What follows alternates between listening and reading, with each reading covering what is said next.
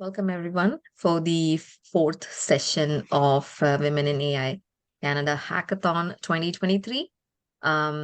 We have been having very successful sessions so far. We started with discussions around building AI products. Then we had another discussion about communicating how to build trustworthy AI systems.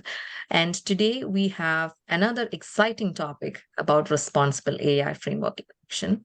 So Alex is here and he's going to take us through some of the best practices that he has come across and has been implementing at his workplace. Before I hand over the mic to Lahari for introducing Alex today, I just wanted to send a quick reminder about the abstract submission deadline. So you must have already received the email that the abstract submission deadline is today. So please email us the abstract if you have not done so. This is a mandatory requirement for you to be part of the final hackathon presentation on December 8th. Over to you, Lahri. Thank you. Yeah. Thanks, Princey. Thanks for the quick introduction. And welcome, everyone. Today is the fourth series of our speaker session. And today we have Alex here. So he would be talking on data governance and responsible AI framework in action today. So yeah, so to share few things about Alex and his introduction. So he's technology architect at TELUS, Data and Trust Office, and he's a psychology and electrical engineering graduate with a keen interest in data and data science. And Alex has been actively involved in various data science projects at TELUS, ranging from data engineering to training AI models. And currently he is a member of the data ethics team now, and where he plays a crucial role in implementing data practices for responsible AI across the organization. So yeah, now from here, let's welcome Alex now. And yeah, over to you, Alex. Thank you. Hello, welcome to this session on data governance and responsible AI. My name is Alex. I'm working for the data ethics teams within TELUS's Data and Trust Office. So the Data and Trust Office is the data governance body at TELUS. It supports innovation, growth, and strategies involving any data projects across every part of TELUS. So in today's workshop and session, I want to talk about the best practices and main consideration to implement data governance and responsible AI frameworks within an organization to support building data products and services that are both ethical and respectful of individuals. Moreover, as a practical example, we will see how to apply some of those responsible AI principles to generative AI. Of course, this learning can be generalized to any data projects ranging from data collection to data analytics and other advanced AI systems. At the end of this presentation, we will have some time for questions and discussions. So here's our agenda for today. In a first time, I will introduce you to the current landscape of data governance. I will then discuss what is data governance, covering a high-level overview of the best practices, benefits, and consideration of it. Then we will move to data ethics, and this will lead us to one application of data ethics to AI, which is ethical AI, or in other words, responsible AI. And finally, as stated previously, we will apply part of those learning to a generative AI use case using the example of a large language model, kind of a chatbot like ChatGPT. So let's start. So first, to introduce the subject, the recognized importance of data, and especially good data, well-managed data, and secure data within an organization has increased in the past years. Indeed, data supports business strategy, decision-making, and helps to optimize processes.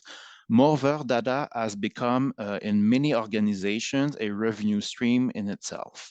And with data, we can enable enhance data insights and, of course, AI to analyze and understand further trends and behaviors of customers, for example. We can predict the future and make available new tools for team members to work more efficiently, and also to users to interact with knowledge bases and other people too.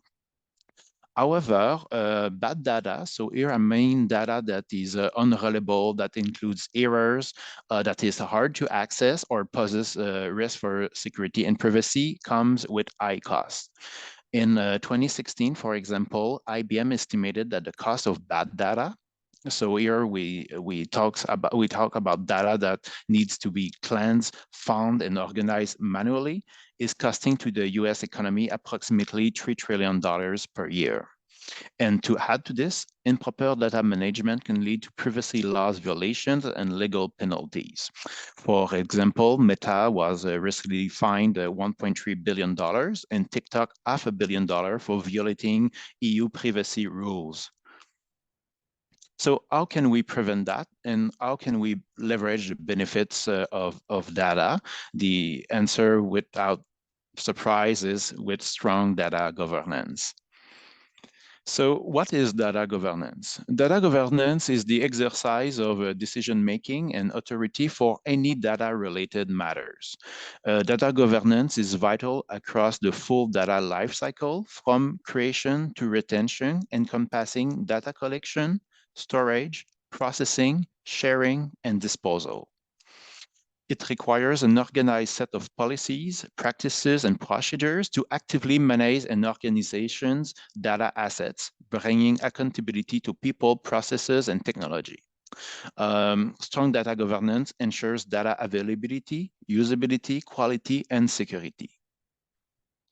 Of course, there's many benefits of data governance. Notably, it supports regulatory compliance.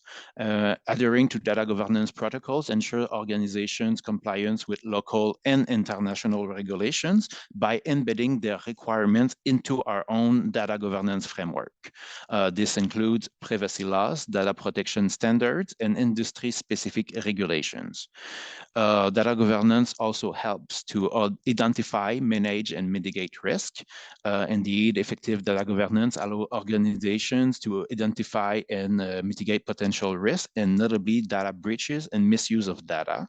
This way, we build trust in our own data practices. It acts as a data quality assurance. Data governance ensures the data used by organization is of high quality. That means it is accurate, reliable, and timely available. It also supports cost efficiency by reducing unnecessary costs associated with data mismanagement or manual intervention in data. And finally, it's a competitive advantage in itself. Indeed, with well-governed data governance, organization can leverage data insights more effectively, driving innovation, improving customer experiences, and identifying new business opportunities. While implementing data governance, here are some of the best practices to consider. So first, data is a strategic asset and must be managed. It is crucial to define the protocols and the policies for naming, storing, transferring, maintaining, accessing, processing data, and disposing of it. Those policies should cover the organization's overarching privacy and security commitments and the legal requirements for specific data handling. Second, data required stewardship. This principle of stewardship requires that individuals must be assigned as stewards and caretakers of data in their own business units. We must set clear roles and responsibilities within your data governance framework for those people. After that, data quality preserves and enhances the value of data. We must ensure data quality by establishing processes for ensuring accuracy, completeness, consistency, reliability, and the update of data. For example, if a record must be changed or removed, this change must be consistent for all the data points associated with this record. Data must be made secure and follow privacy regulations. We must consider all the relevant legislations and the specific use case of your data products, notably as your services and products might not be restricted to one legislation. So you need to practically embed those regulatory requirements in your data governance framework. Moreover, for that, strong metadata management is essential. Here, metadata is data about data. It describes what certain data is about, and that notably includes the classification of that data. For example, if it's personal information, confidential, restricted data, which will impact how this data must be handled, notably in regards to the law. So metadata must be easy to find and of high quality. And here, data stewards play a crucial role in evaluating and providing the quality, improving the quality of the metadata. If the metadata is hidden or of poor quality, the data it describes will be misunderstood and potentially misused. Keeping the metadata clean and accurate is important and essential for regulatory compliance. In addition, an organization would benefit from adopting technical tools for data ingestion, management, metadata cataloging, storage, and disposal with proper access controls. And it needs to set monitoring and enforcement practices like auditing to ensure its policies are respected. While defining the roles and responsibilities of the enterprise stakeholders for data governance, here are some of the roles to take into consideration. So first, we have the data stewards and deputies or caretakers. They are active participants and advocates for data governance processes within their own business units. They ensure that data governance principles and standards are successfully operationalized in their units. Then we have the metadata content manager. They play a crucial role in an enterprise metadata documentation process by providing expertise and assistance. We have, of course, the data governance office in itself that collaborates with the business to ensure that potential risks are identified and the subsequent mitigation implemented at the right time in a timely manner to respect privacy and security. We have the security team, which mandates is to ensure that an enterprise and its customer are protected from physical and cyber security threats, notably against data leakage. And finally, we have the team members of the enterprise. They are accountable for ensuring their own data governance practices, support an enterprise commitment toward its stakeholders.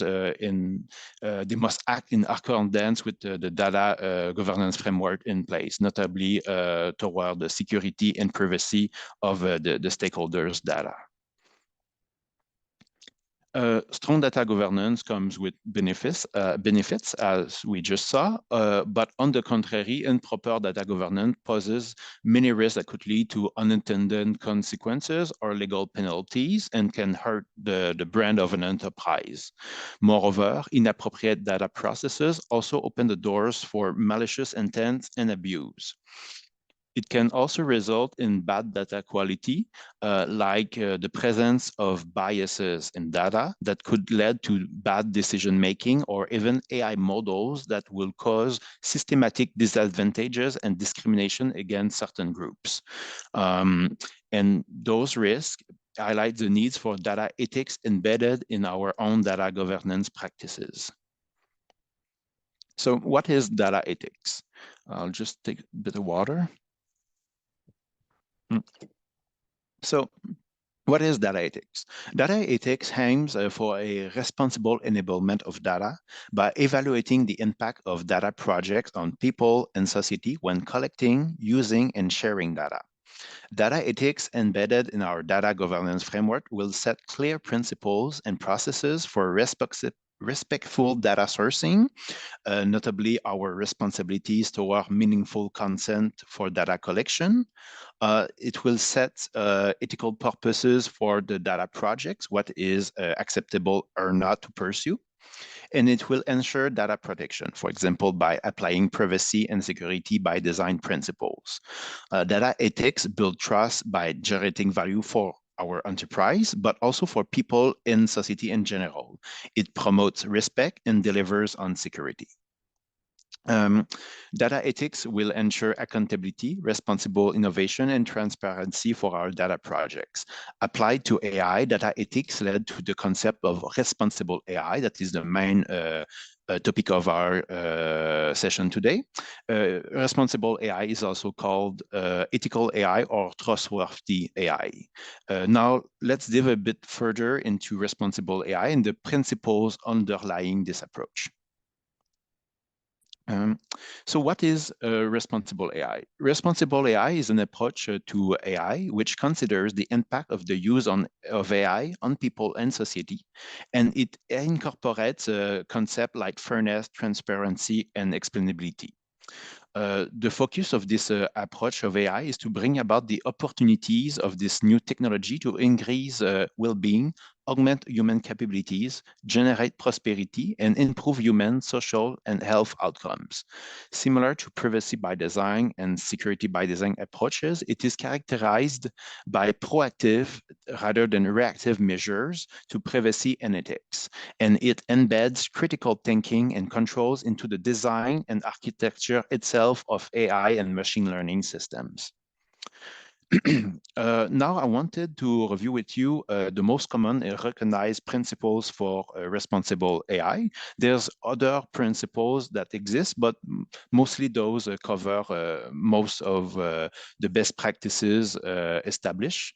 So we have accountability, robustness, privacy and security, fairness, interpretability and explainability, and transparency.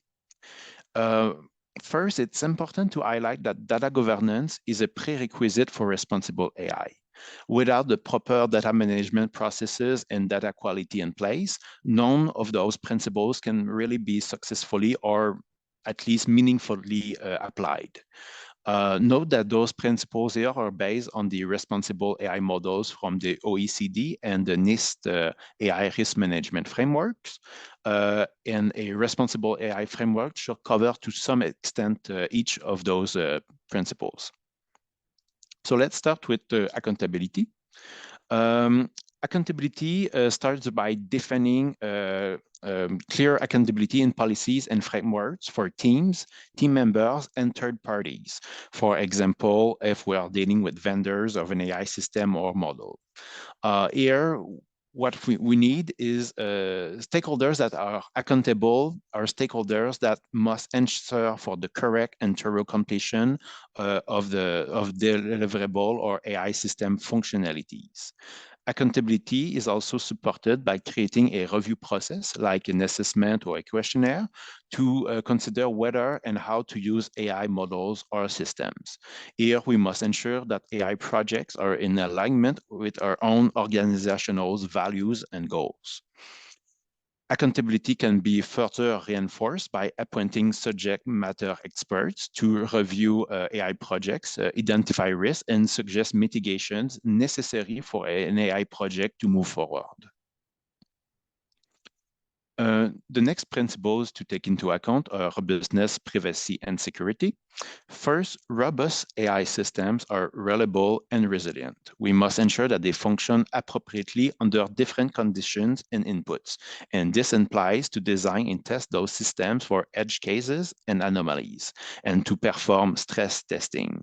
Those practices must be embedded as requirements in an AI system life cycle and assessment. Moreover, privacy is ensured by applying privacy by design principles and techniques.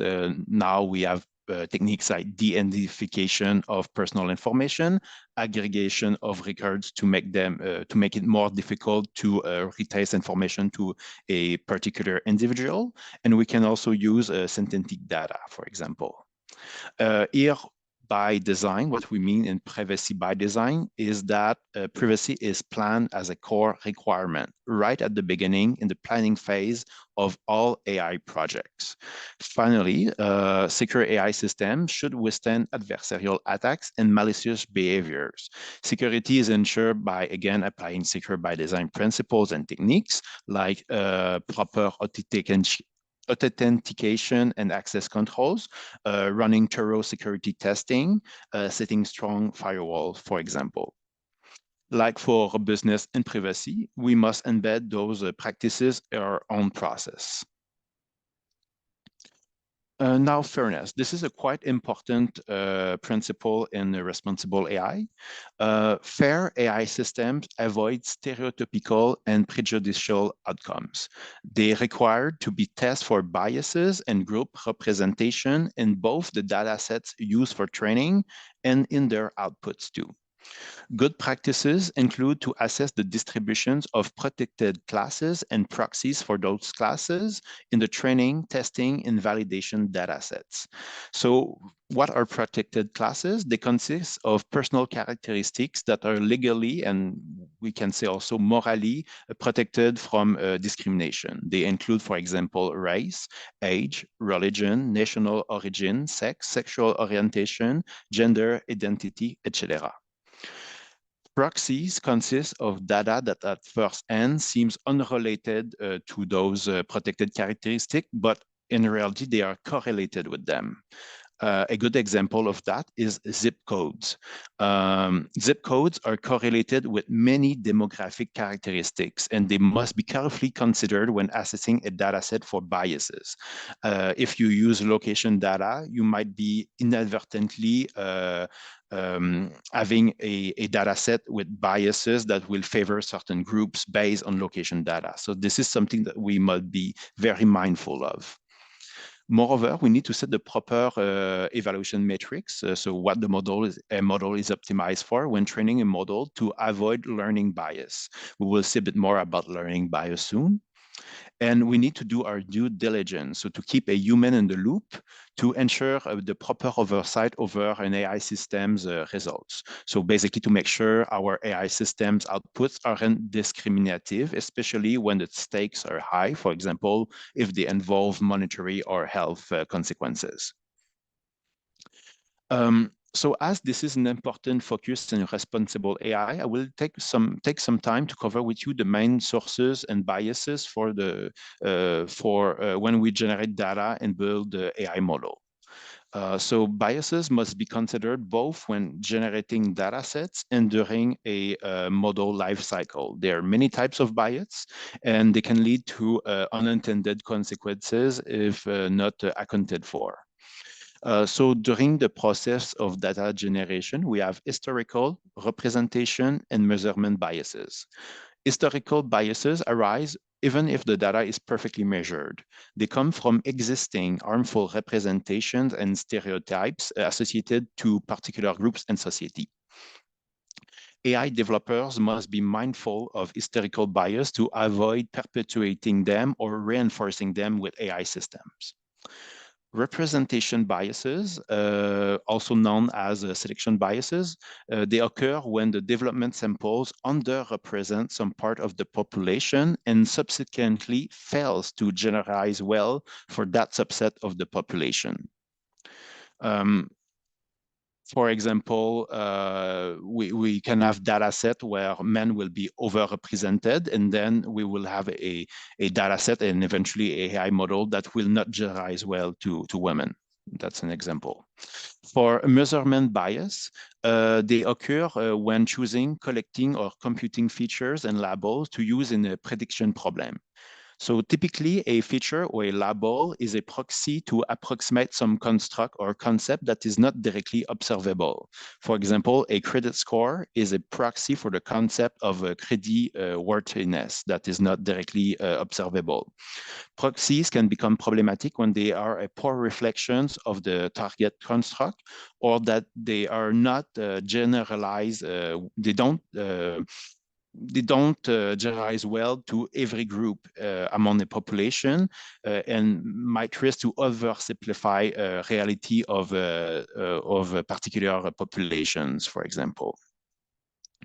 Then we have different biases that are coming from a model building and implementation. We have the learning, aggregation, evaluation, and deployment biases. Learning biases arise when modeling choices amplify performance disparities across different examples in the data. For example, when we optimize for accuracy in a classification problem, we can do that in a way that will be detrimental to underrepresented groups. So data scientists must carefully consider which metrics to optimize when training AI to avoid discriminating against certain groups. Aggregation biases arise when a one-size-fits-all model is used for data in which there are underlying groups that should be considered differently. Aggregation bias can lead to a model to be not optimal to any group other than the majority population. Evaluation biases occur when the validation data used for a particular task does not represent the target population. So, for example, a model can be optimized. Let's say a model is optimized usually using training data, but its quality is often measured using another subset of data that is used for benchmarking. So if the benchmark data is not representative of the true population, we might have a model in the end that is not performing well when deployed. So we must make sure that the testing and validation data are both representative of the target population. And finally, we have the deployment biases. They arise when there's a mismatch between the problem a model is trying to solve and the way it is actually used. So AI system managers must be mindful to make sure that their models and AI systems are used in their intended context only.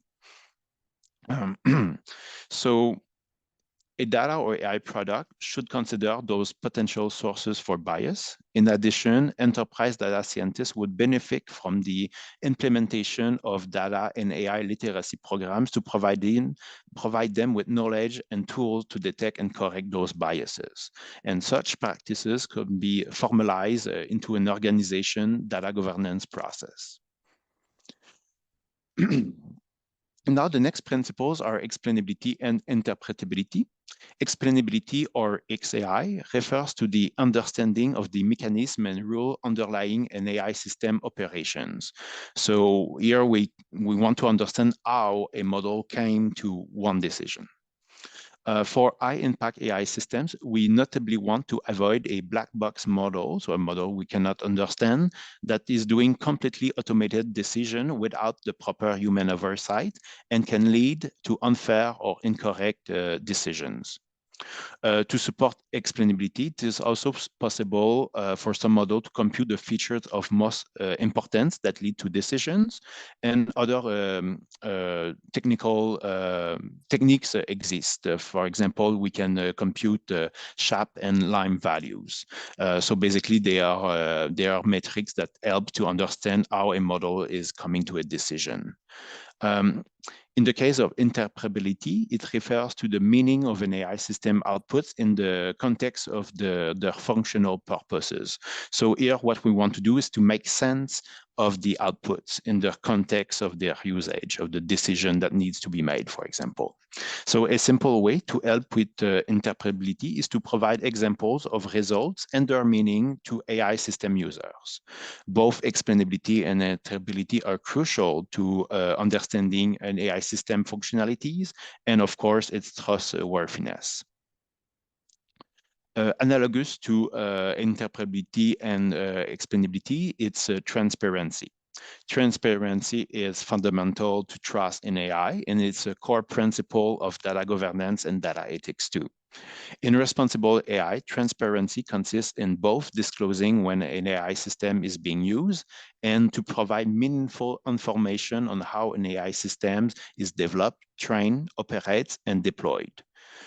We want to make sure AI system users are aware of their interaction with AI and when decisions impacting them are made with this technology. Responsible AI framework should encourage transparency through such disclosure.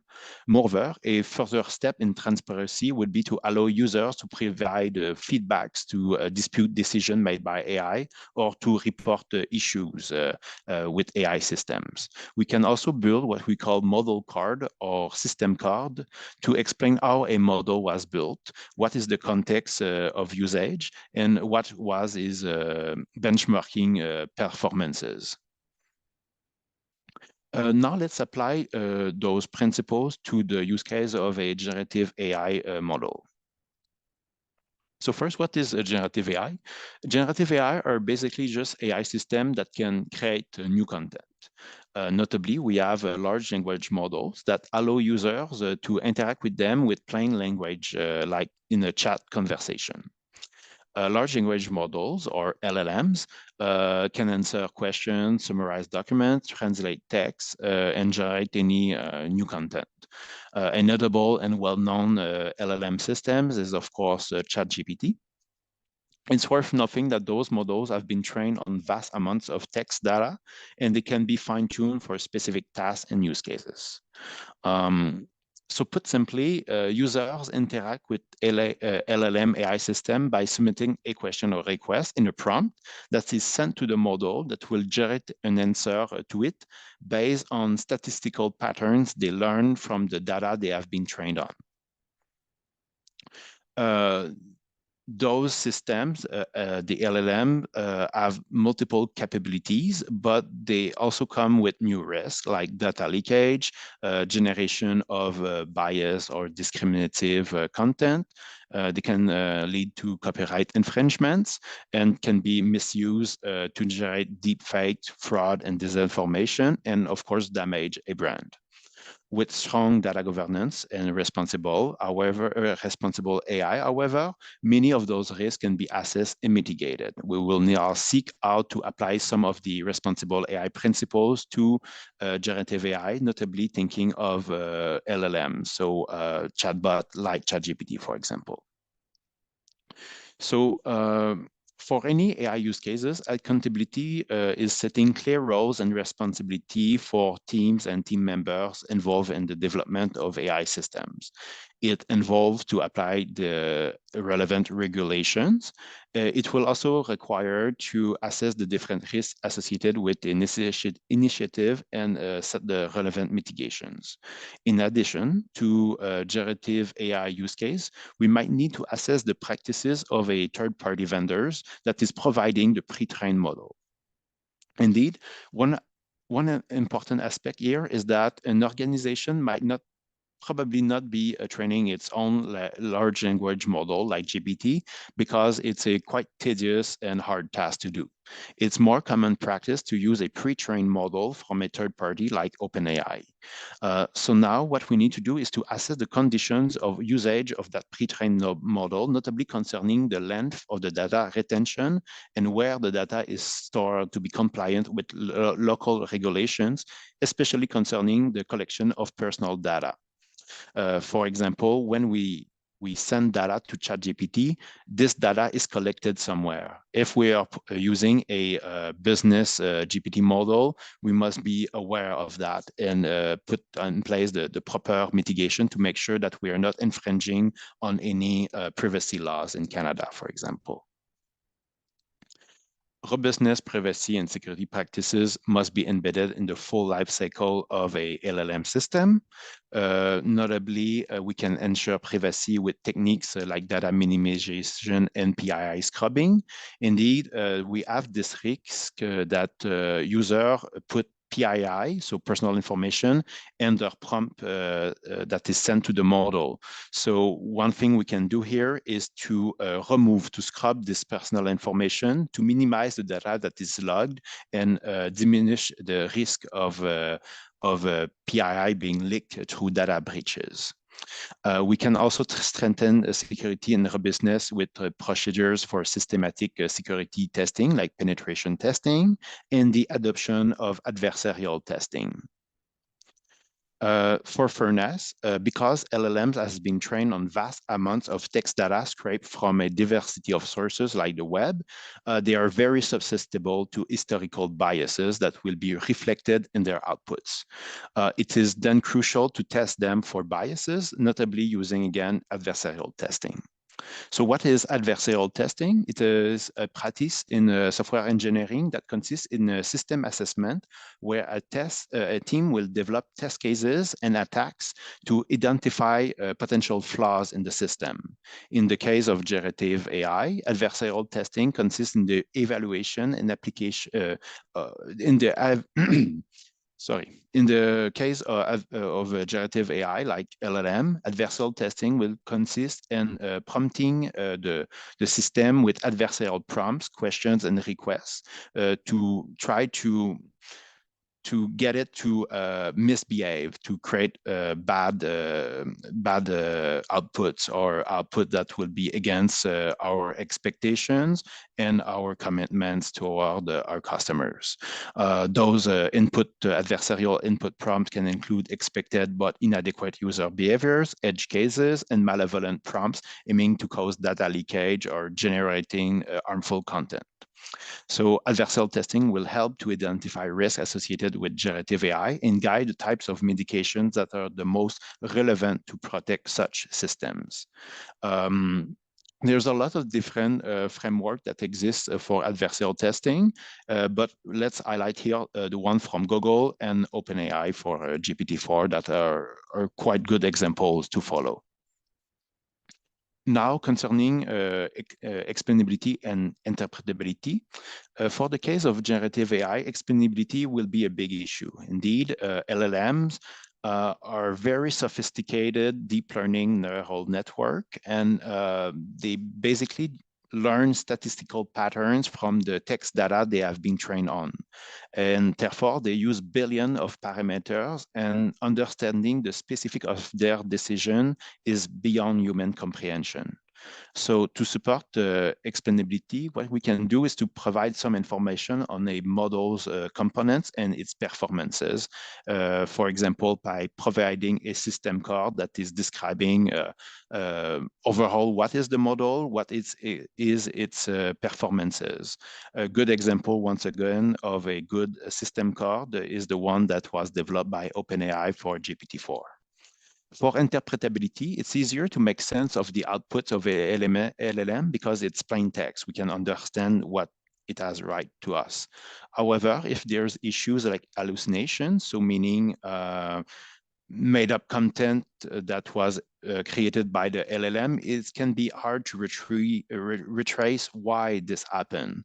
So best practices here would consist in presenting to LLM user example of input and output pairs generated by the model and tutorials on how to use a model effectively, including what kind of input can get high quality outputs. So basically to explain to a user how to use your system in a way that will be efficient. Finally, for transparency, we should start by disclosing AI is being used to interact with customers and users. And if applicable, we should disclose what data sets were used to train the model and what measures were taken to ensure fairness. Finally, we can make available a description of an AI system component, functionalities, and performance within a system card to support further transparency.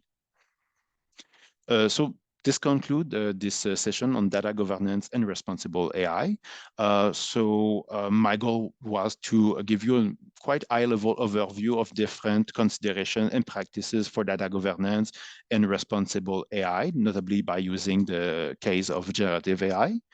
So here's a couple of points to remember. So strong data governance supports decision-making, and it will enable better data insights and AI systems. Data ethics and responsible AI build trust in enterprise data practices, and responsible AI framework should cover principles such as accountability, security, privacy, robustness, transparency, fairness, explainability, and interpretability. Thank you for your time, and I will take now some time to answer any of your questions. Thank you. Yeah, Thank you so much, Alex. This is really, a very comprehensive and enlightening talk. So, like you have provided with valuable insights that are essential for everyone like involved in this particular field. So, like we will take some questions now from the like participants here. Yes, that was a lot of information. Yeah, true, definitely. Sorry, hi. The chat is disabled, so we're not able to type the question. I think now you are able to, if you can ask the question here, you can unmute yourself or you can post in chat. You got the access now. Yeah.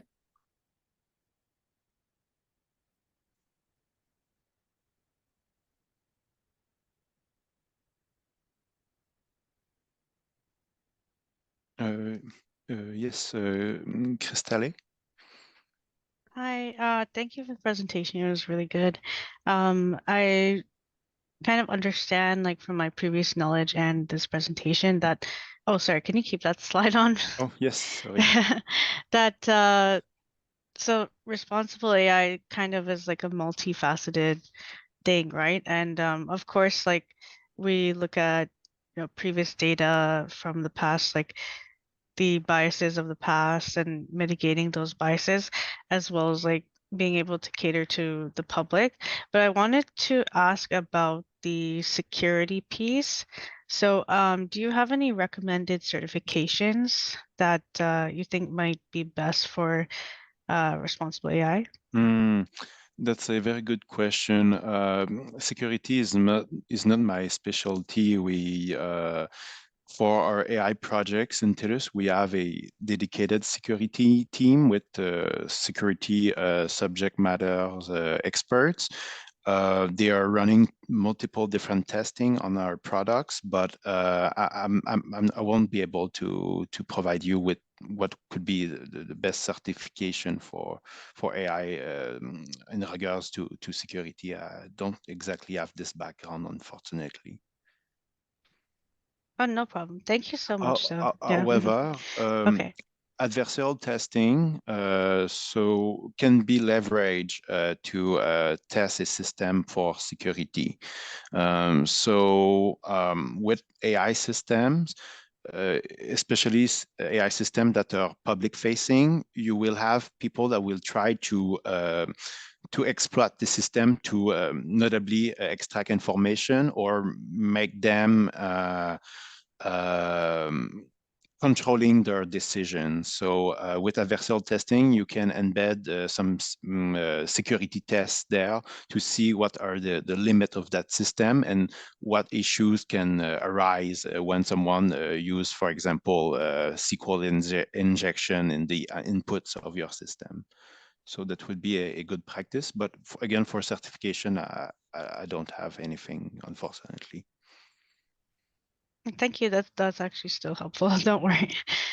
So like I guess you're in this field of AI governance. So you don't really need to have like too much of a security background. I guess like the other skills are sufficient. I think it's important to in a company like TELUS, we have different subject matter experts. We have people specialized in privacy security, and you need for an enterprise product being able to have those inputs from different specialties. So me, for example, and specialize in certain aspect of responsible AI, not all of them, but for the product itself, for the service we want to offer, we want to leverage specialties from all aspects of responsible AI and governance. So it's teamwork in the end. Thank you so much. Hi, I have a question. Yes, yes, Hi, Sophia. I'm Sophia. Hi, Alex. Thank you so much for your presentation. It was very insightful. So my question is like, how do you keep up with the data governance when there are not policies or laws established for AI? So for example, like since there is nothing said yet, how do you find like a balance between those? Thank you. So first, a good practice is to keep informed about what is happening in the sector. If we can see sometimes some company will come with a new framework to protect their system, even if there is no regulation that mandate that. So keeping informed of that is a first step. But if we go for the example of generative AI, at the moment, there is no specific regulations in place for generative AI. However, it's a great concern of many countries at the moment. There's summits where they discuss generative AI. Canada's just published in September a voluntary code of conduct for generative AI. So you must be aware also of what are the concerns of the legislators, and you will see what might soon become laws, and you will benefit from starting to apply those principal requirements, even if they are not embedded into a laws in advance. So you will have an advantage when it will eventually become regulations. So being also involved by involving yourself in different conferences, workshops, you will learn about the best practices coming from other industries, and you might have some insights about what is to come or what is the best practices to implement in your own product or company. Great, thank you so much. Yes, I can see there's a lot of questions in the chat. Yeah. I will start looking at them. Okay, I can, we have many questions, like I can take up for you, Alex, because we have. So one question from Naira, she was asking about what strategies do you recommend for someone looking to gain knowledge and build a career in this field? I think there's a lot of articles published at the moment explaining different issues in regard to responsible AI found in certain systems, what mitigation can be put in place. For example, one great reading when I started in that field was to read OpenAI's GPT-4 system card. It was a very thorough explanation of what the GPT model is, how it was built, what were the different mitigations they put in place, how they test that system, what risks they considered.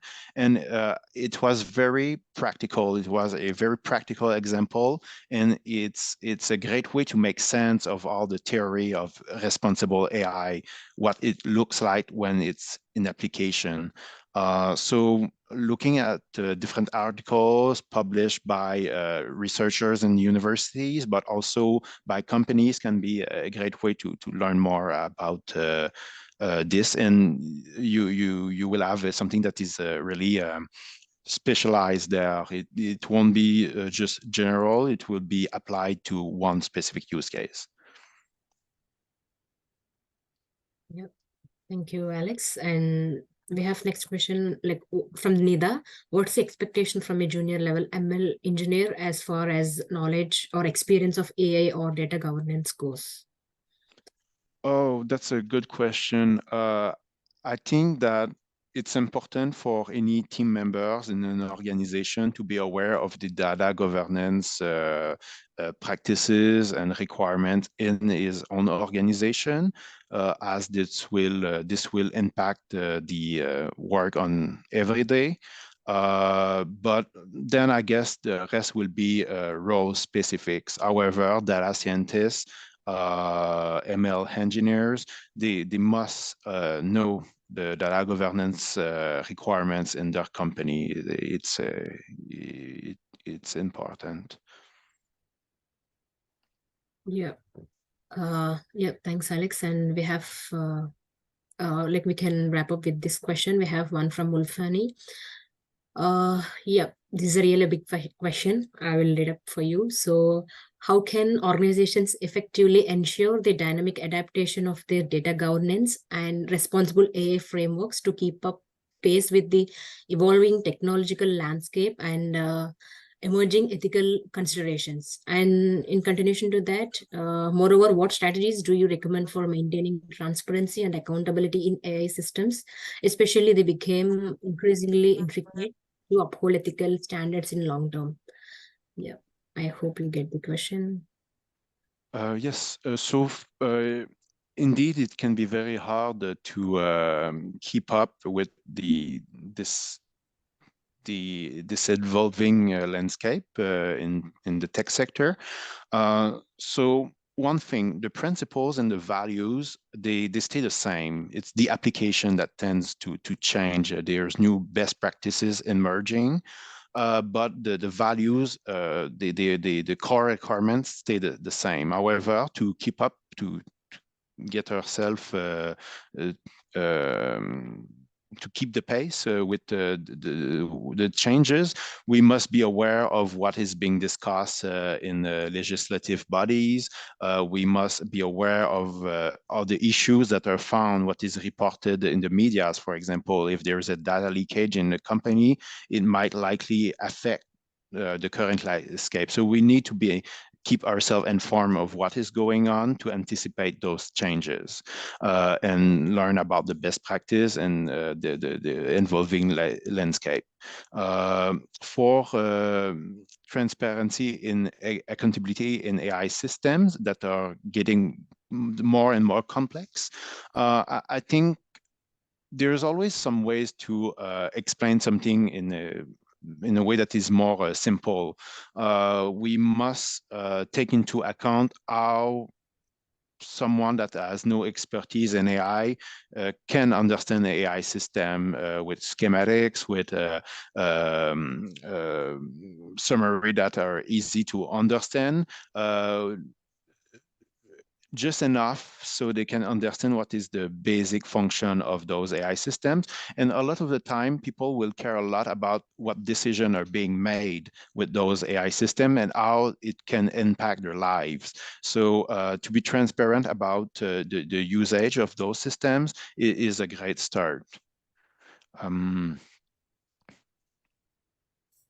you. Sorry, I'm talking in mute. It's my bad. Yeah, thank you, Alex. Thank you so much. This is really very insightful presentation, and thank you, participants, for all your active participation here. And I hope this session with Alex, has enriched your understanding and provided valuable knowledge on the complexities and the responsibilities involved in AI development. And from here, it is very essential, like for everyone, for us, that we all take these insights forward in our future endeavors in the field of AI. Yeah. Thank you, everyone. Thank you, Alex. Thank you a lot for the opportunity for today. Thank you so much, Alex. It was a wonderful content and great presentation. Thank you. It's very helpful. Okay.